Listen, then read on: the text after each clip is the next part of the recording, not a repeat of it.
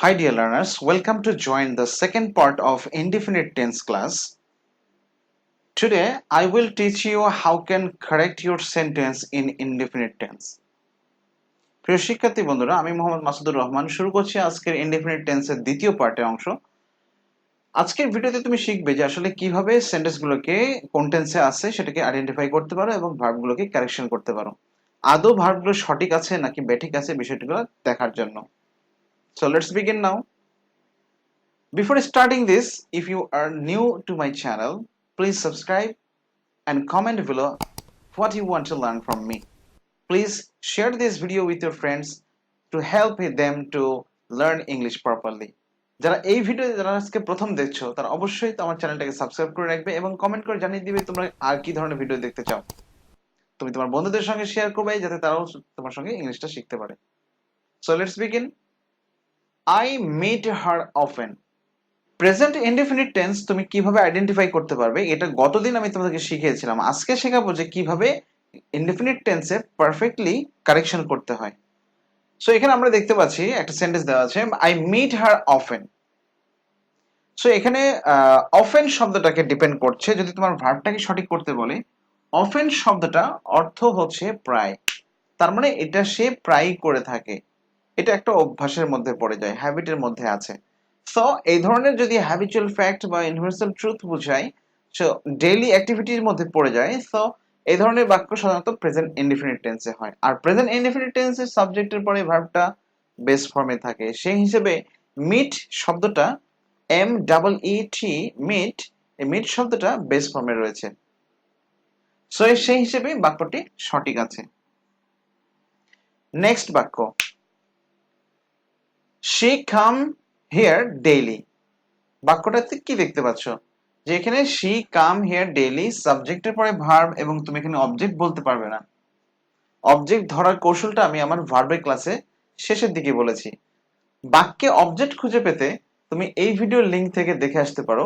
সেখানে আমি বলেছি যে একটা অবজেক্ট বিহীন বাক্য বা অবজেক্ট সহ বাক্য কিভাবে তুমি অবজেক্টটা বের করতে পারবে, আদৌ বাক্যটিতে অবজেক্ট আছে কিনা, এটা সম্পূর্ণ প্রশ্ন তো তুমি ভিডিওটির লিংকে পাবে। সো ভিডিওটি দেখে দেন তুমি আইডিয়াটা পেতে পারো।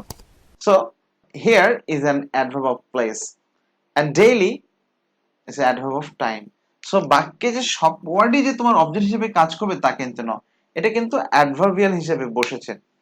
So she come here daily এই শব্দটা থাকার ফলে আমরা বুঝে ফেলেছি যে বাক্যটি প্রেজেন্ট ইনডিফিনিট, কারণ ডেইলি শব্দটা প্রতিদিনের কাজ, তার মানে বাক্যটা আসলে প্রেজেন্ট টেন্সে রয়েছে। আর প্রেজেন্ট টেন্সে থাকলে অবশ্যই সাবজেক্টের পরে যে ভার্বটা থাকবে সেটা বেস ফর্মে হয়।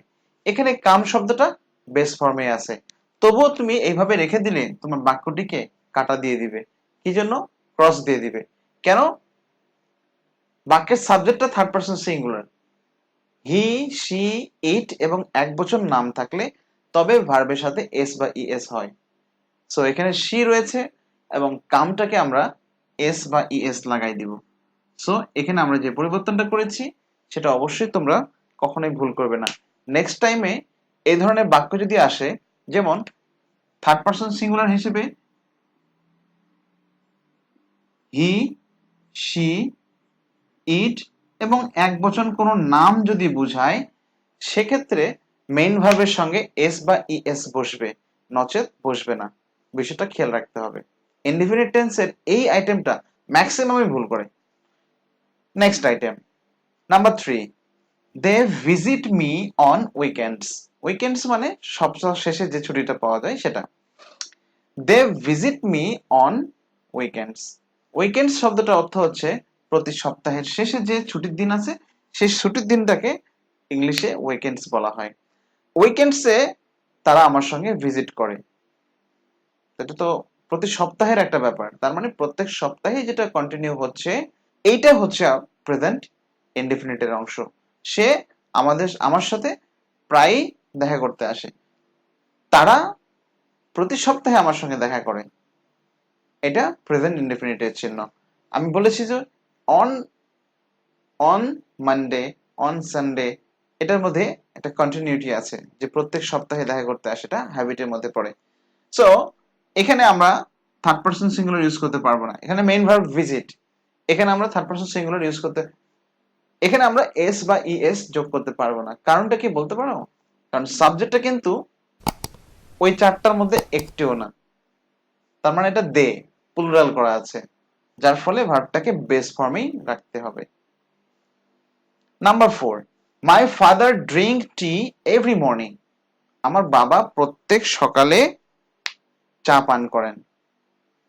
এভরি মর্নিং তার মানে প্রত্যেক সকালে, প্রতি, আমি বলেছি যে এভরি থাকলেই এটা ইনডেফিনিটের মধ্যে পড়ে যাবে।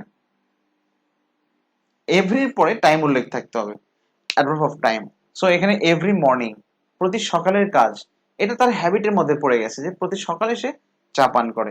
এখানে তাহলে অবশ্যই subject my father, drink tea, এবং এটা তোমার দেখে মনে হচ্ছে বাক্যটা সঠিকই আছে, কিন্তু এখানে সূক্ষ্ম একটা বিষয় আছে। যেমন মাই ফাদার, মাই ফাদার কিন্তু third person singular, my father third person singular, বাবা কিন্তু একটাই, তিনি থার্ড পারসন এবং সিঙ্গুলার নাম্বার, যার ফলে মেইন ভার্বের সাথে প্রেজেন্ট ইনডেফিনিটে, যেহেতু আমরা ধরতে পারলাম যে এভরি মর্নিং থাকলে ইনডেফিনিট প্রেজেন্ট ইনডেফিনিট হয়, আর তাই মেইন ভার্বের সাথে এস বা ইএস লাগাই দিব।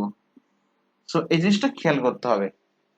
Number 5, she has dinner at night. তুমি বলতে পারো যে স্যার এখানে শি হ্যাজ কেন হলো? এখানে শি হ্যাজ না হয়ে যদি হ্যাভ হতো তাহলে কি হতো? ঘটনা একই, যেটা গতদিন তোমাকে বলেছিলাম যে থার্ড পারসন সিঙ্গুলারের সাথে হ্যাজ বসবে, হ্যাভ বসবে না। হি, শি, ইট এবং এক বচন নামের সঙ্গে হ্যাজ বসবে, এখানে হ্যাভ বসবে না। ডিনার অ্যাট নাইট, সে হিসেবে বাক্যটা সঠিকই আছে। এখন ব্যাপার হলো বাক্যটাকে আমি নেগেটিভ করব অথবা ইন্টারোগেটিভ বানাবো, সেক্ষেত্রে আমাকে ছোট্ট একটা নিয়ম ফলো করতে হবে। প্রেজেন্ট ইনডিফিনিট টেন্সের নিজস্ব একটি অক্সিলারি ভার্ব আছে, যেটা ডু অথবা ডাজ, যেটা শুধুমাত্র নেগেটিভ বাক্য অথবা কোশ্চেন সেন্টেন্স করার সময় এটা ব্যবহৃত হয়ে থাকে। নর্মালি তুমি এখানে ডু এবং ডাজের ব্যবহারটা তুমি পাচ্ছ না, বাট যখন নেগেটিভ করতে বলবে অথবা কোশ্চেন করতে বলবে তখন বিষয়টা তোমার নজরে আসবে অথবা ব্যবহার করতে হবে। যেমন এখানে আমি লিখেছি I meet her often. So এখানে তুমি দেখতে পারো যে আই মিট হার অফেন, প্রশ্ন করলে কি হবে? Do I meet her often, এখানে আমরা ডু লিখে দিব। Do I meet her often, প্রশ্নবোধক চিহ্ন অবশ্যই দিতে হবে। বাদ বাকি সবকিছু সেম থাকবে, কোনো কোশ্চেনই করার দরকার নেই। যদি এটাকে বলা হয় শি কামস হিয়ার ডেইলি, সে এখানে প্রতিদিন আসে, তুমি যদি কোশ্চেন করো তাহলে কি হবে? তুমি, সে কি প্রতিদিন এখানে আসে? এই জন্য আমরা এখানে কি করব? ডাজ ব্যবহার করব। তুমি বলতে পারো যে স্যার ডাজ কেন হলো? এই যে একটাই কারণ, হি, শি, ইট এবং এক বচন নামের ক্ষেত্রে ডাজ ইউজ করতে হবে। তবে খেয়াল করতে হবে যে ডাজ ইউজ করলে অবশ্যই কামস এর সঙ্গে এসটা থাকবে না, এটা তখন ওমিট হয়ে যাবে, মেইন ভার্বটা বেস ফর্মে থাকবে। সূত্রই তো তাই, যখন তুমি ডাজটাকে সামনে দিয়েছো প্রশ্নবোধক করার জন্য, তখন ভিতরে থাকা মেইন ভার্বের সঙ্গে এসটা ওমিট করে দিতে হবে, কারণ ডু এর সঙ্গেই এস বা ইএস চলে গিয়েছে। নাম্বার 3, এখানে কিন্তু they visit me on weekends, বাক্যটা প্রেজেন্ট ইনডিফিনিট। প্রেজেন্ট ইনডিফিনিট টেন্সে নেগেটিভ বা ইন্টারোগেটিভ করতে গেলে তোমাকে ডু ব্যবহার করতে হচ্ছে। তুমি বলবে যে স্যার ডু কেন হলো? ডুটা হচ্ছে থার্ড পারসন প্লুরালের জন্য অথবা অল সাবজেক্টসের জন্য, শুধুমাত্র ওই চারটা সাবজেক্ট বাদ দিয়ে, এই চারটা সাবজেক্ট বাদ দিয়ে বাদ বাকি সবগুলোর সঙ্গে ডু বসবে। সো আমরা সেই হিসাব করলে এখানে আমরা প্রশ্নবোধক করার সময় ডু দে ভিজিট মি এটা লিখতে পারি। Number 4, my father drinks T every morning. তুমি অলরেডি বুঝে ফেলেছো যে আসলে মাই ফাদার্স ড্রিঙ্কস রয়েছে, তাই এই বাক্যটাকে আমরা যখন নেগেটিভ করব বা প্রশ্নবোধক করতে যাব তখন এখানে ডাজ দিয়ে করতে হবে এবং ভিতরে থাকা এসটাকে ওমিট করে দিতে হবে। শেষে অবশ্যই প্রশ্নবোধক চিহ্ন দিতে ভুলবে না, কারণ প্রশ্নবোধক চিহ্ন না দিলে ইন্টারোগেটিভ সেন্টেন্সটা হয় না। ওকে, আশা করি বিষয়টা বুঝতে পেরেছো। এবং নাম্বার 5 আমি চলে যাচ্ছি। এখানে একটা বিষয় রয়েছে যে এখানে হ্যাজ রয়েছে, সো এটাকে আমরা যদি প্রশ্নবোধক বানাইতে চাই তাহলে কি করতে হবে? এখানে অতিরিক্ত অক্সিলারি হিসেবে প্রেজেন্ট ইনডিফিনিট টেন্সে যে সাহায্যের ভাবটা আছে ডু অথবা ডাজ, শির সঙ্গে ডাজ বসবে, কারণ আমরা আগে থেকেই ডাজ ইউজ করেছি। আর এইখানে একটা ব্যাপার আছে, এইটা তখন হ্যাজ থাকবে না, এটা তখন বেস ফর্মে হ্যাভ হয়ে যাবে। আশা করি তোমরা বিষয়টা বুঝতে পেরেছো। অনেকের মনে প্রশ্ন হতে পারে যে স্যার আমরা এখানে হ্যাজ শি হ্যাঁ ডিনার এভাবে করে যাব। আসলে সেভাবে হয় না। নর্মালি প্রেজেন্ট ইনডিফিনিট টেন্সের সাবজেক্টের ভাবটা রয়েছে ডু এবং ডাজ, এটাকেই ব্যবহার করে তোমাকে প্রশ্নবোধক বানাইতে হবে। সো এ ছিল আজকে প্রেজেন্ট ইনডিফিনিট টেন্সের সেন্টেন্স প্র্যাকটিস।